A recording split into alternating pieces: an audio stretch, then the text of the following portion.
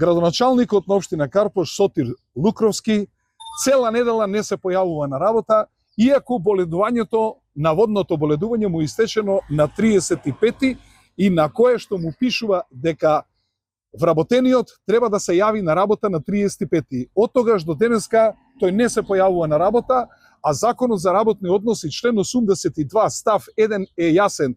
Тој вели дека ако вработениот не се јави 3 последователни денови на работа и не го оправда своето отсуство, му седи отказ без отказен рок.